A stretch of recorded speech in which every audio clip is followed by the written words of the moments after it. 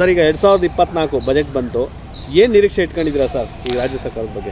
Sir, ಇವಾಗ ಏನು 2024 ಬಜೆಟ್ಗೆ ಸಂಬಂಧಪಟ್ಟ ಹಾಗೆ ಮಾನ್ಯ ಕರ್ನಾಟಕದ ಮುಖ್ಯಮಂತ್ರಿಗಳಾಗಿರ್ತಕ್ಕಂಥ ಸಿದ್ದರಾಮಯ್ಯನವರಿಗೆ ಈ ಮೂಲಕ ನಾನು ಏನು ಹೇಳಕ್ಕೆ ಇಚ್ಛೆ ಬಯಸುತ್ತೇನಪ್ಪ ಅಂದರೆ, ಮಾನ್ಯ ಮುಖ್ಯಮಂತ್ರಿ ಸಿದ್ದರಾಮಯ್ಯನವರೇ, ನೀವು ಹಲವಾರು ಬಾರಿ ಉತ್ತರ ಕರ್ನಾಟಕ ಜಿಲ್ಲೆಗಳಾಗಿರ್ತಕ್ಕಂಥ ಇವತ್ತು ಬಾಗಲಕೋಟೆ ಮತ್ತು ವಿಜಯಪುರ ಜಿಲ್ಲೆಗಳಲ್ಲಿ ಬಂದು ನೋಡಿದ್ದೀರಿ.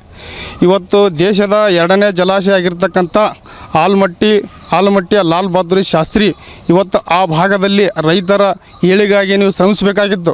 ಇವತ್ತು ನೀವು ಶ್ರಮಿಸಿಲ್ಲ ಅಂತ ಮೇಲ್ನೋಟಕ್ಕೆ ಎದ್ದು ಕಾಣ್ತಾ ಇದೆ.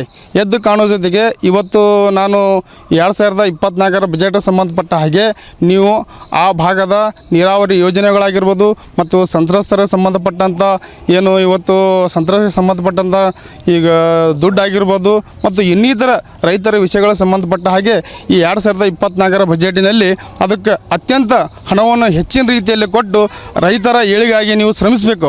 ಒಂದು ವೇಳೆ ನೀವು ರೈತರಿಗೆ ತಾರತಮ್ಯವನ್ನು ಮಾಡಿದ್ರಪ್ಪ ಅಂದರೆ ನಾವು ರೈತರು ಯಾರಿಗೆ ಏನು ಪಾಠ ಕಲಿಸ್ಬೇಕಂತ ನಮಗೆ ಚೆನ್ನಾಗಿ ಗೊತ್ತು.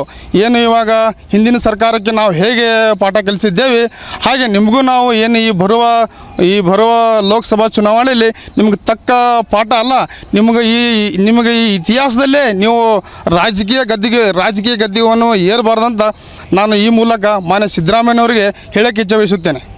ಸ್ವಾದಿಷ್ಟತೆಯ ಸ್ವಾದ, ತಾಜಾತನದ ಆಹ್ಲಾದ, ಉತ್ತಮ ಆರೋಗ್ಯ ಮತ್ತು ಹೆಚ್ಚಿನ ರೋಗ ನಿರೋಧಕ ಶಕ್ತಿಯ ವೃತ್ತಿಗೆ ಈಗ ನಿಮಗೆ ಸಿಗುತ್ತಿದೆ ಉತ್ತಮ ಗುಣಮಟ್ಟದ ಪೌಷ್ಟಿಕಾಂಶ.